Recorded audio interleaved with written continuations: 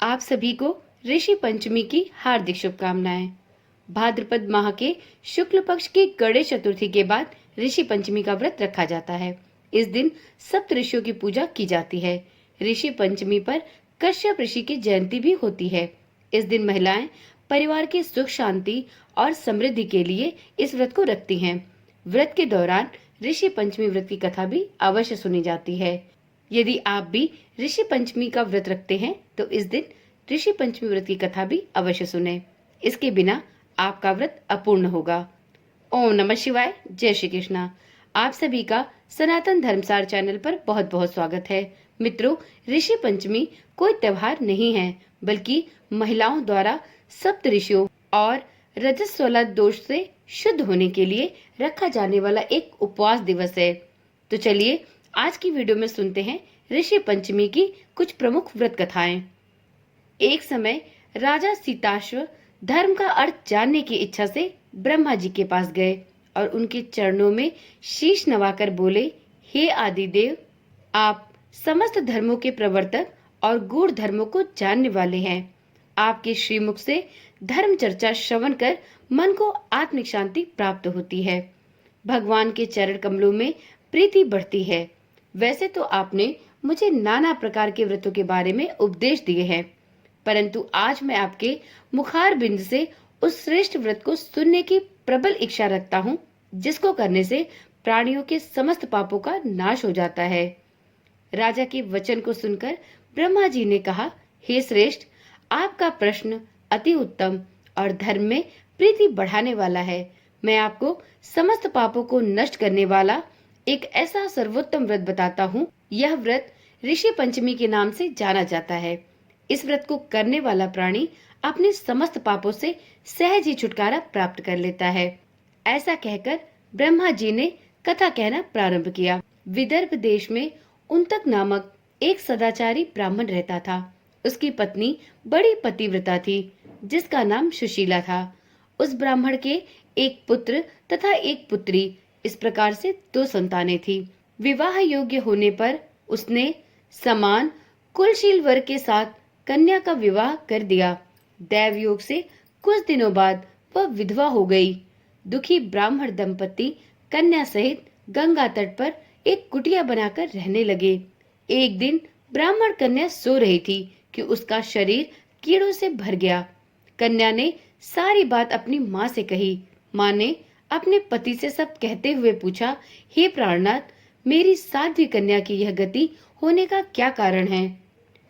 उंतक ने समाधि द्वारा इस घटना का पता लगाकर बताया, पूर्व जन्म में भी यह कन्या ब्राह्मणी थी। इसने रजस्वला होते ही बर्तन छू दिए थे। इस जन्म में भी इसने लोगों की देखा देखी ऋषि पंचमी का व्रत नहीं किया, इसलिए इसके शरीर में कीड़े पड़े हैं। धर्म शास्त्रों की मान्यता है कि रजस्वला स्त्री पहले दिन चांडालनी, दूसरे दिन ब्रह्मघातनी तथा तीसरे दिन धोबिन के समान अपवित्र होती है। वह चौथे दिन स्नान करके शुद्ध होती है। यदि यह शुद्ध मन से अब भी ऋषि पंचमी का व्रत करे तो इसके सारे दुख निश्चित ही दूर हो जाएंगे और इसे अगले जन्म में अटल सौभाग्य की प्राप्ति होगी। पिता की आज्ञा से पुत्री ने विधि पूर्वक ऋषि पंचमी का व्रत एवं पूजन किया। व्रत के प्रभाव से वह सारे दुखों से मुक्त हो गई और अगले जन्म में उसे अटल सौभाग्य सहित अच्छा सुखों का भोग मिला। अब सुनते हैं ऋषि पंचमी की दूसरी कथा। सतयुग में विदर्भ नगरी में शेनजित नामक एक राजा हुए। वह ऋषियों के समान थे। उन्हीं के राज्य में एक कृषक सुमित्र नाम का व्यक्ति था। उसकी पत्नी जयश्री अत्यंत पतिव्रता स्त्री थी। एक समय वर्षा ऋतु में जब उसकी पत्नी खेतों में काम में लगी हुई थी तो वह रजस्वला हो गई। उसको रजस्वला होने का पता लग गया, फिर भी वह घर के कामों में लगी रही। कुछ समय बाद वह दोनों स्त्री पुरुष अपनी अपनी आयु भोग कर मृत्यु को प्राप्त हुए। जयश्री तो कुतिया बनी और सुमित्र को रजस्वला स्त्री के संपर्क में आने के कारण बैल की योनि मिली, क्योंकि ऋतु दोष के अतिरिक्त इन दोनों का कोई अपराध नहीं था। इसी कारण इन दोनों को अपने पूर्व जन्म का समस्त विवरण याद रहा। वे दोनों कुतिया और बैल के रूप में उसी नगर में अपने बेटे सुचित्र के यहाँ रहने लगे। धर्मात्मा सुचित्र अपने अतिथियों का पूर्ण सत्कार करता था। अपने पिता के श्राद्ध के दिन उसने अपने घर ब्राह्मणों को भोजन के लिए बुलाया और नाना प्रकार के भोजन बनवाए। जब उसकी स्त्री किसी काम के लिए रसोई से बाहर गई हुई थी तो एक सर्प ने रसोई की खीर के बर्तन में विष वमन कर दिया। कुतिया के रूप में सुचित्र की माँ कुछ दूर से यह सब देख रही थी। पुत्र की बहू के आने पर उसने पुत्र को ब्रह्म हत्या के पाप से बचाने के लिए उस बर्तन में मुंह डाल दिया। सुचित्र की पत्नी चंद्रवती से कुतिया का यह कृत्य देखा न गया और उसने चूल्हे में से जलती लकड़ी निकालकर कुतिया को दे मारा। बेचारी कुतिया मार खाकर इधर उधर भागने लगी। चौके में जो जूठन आदि बची रहती थी वह सब सुचित्र की बहू उस कुतिया को डाल देती थी, लेकिन आज क्रोध के कारण उसने वह भी बाहर फिकवा दी। सुचित्र की पत्नी ने सभी खाने के सामान को बाहर फिकवा दिया और बर्तन को साफ करके उसने दोबारा भोजन बनाया और ब्राह्मणों को खिलाया। रात्रि के समय भूख से व्याकुल होकर वह कुतिया बैल के रूप में रह रहे अपने पूर्व पति के पास आकर बोली, हे स्वामी, आज तो मैं भूख से मरी जा रही हूँ। वैसे तो मेरा पुत्र मुझे रोज खाने को देता था, लेकिन आज उसने मुझे कुछ भी खाने को नहीं दिया। सांप के विष वाले खीर के बर्तन को अनेक ब्रह्म हत्या के भय से छूकर उसको न खाने योग्य मैंने कर दिया था। इसी कारण उसकी बहू ने मुझे बहुत मारा और आज खाने को भी कुछ भी नहीं दिया। तब वह बैल बोला, हे भद्रे, तेरे पापों के कारण तो मैं भी इस योनि में आ पड़ा हूँ और आज बोझा ढोते ढोते मेरी कमर टूट गई है। आज मैं भी खेत में दिन भर हल में जुटा रहा।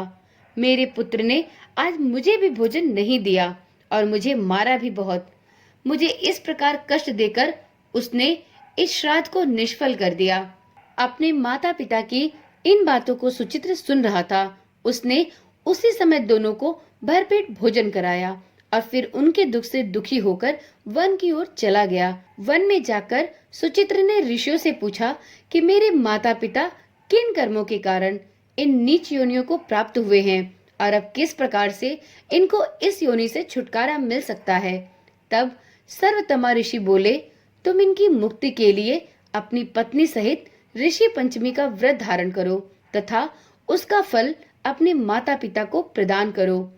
भाद्रपद महीने की शुक्ल पंचमी को मुख शुद्ध करके मध्याह्न में नदी के पवित्र जल में स्नान करना और नए रेशमी कपड़े पहनकर अरुंधति सहित सप्त ऋषियों का पूजन करना।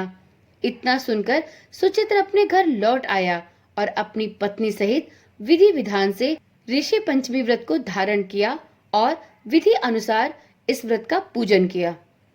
उसके इस व्रत के पुण्य से उसके माता पिता दोनों पशु योनियों से मुक्त हो गए और अंतोगत्वा उन्हें मोक्ष की प्राप्ति हुई।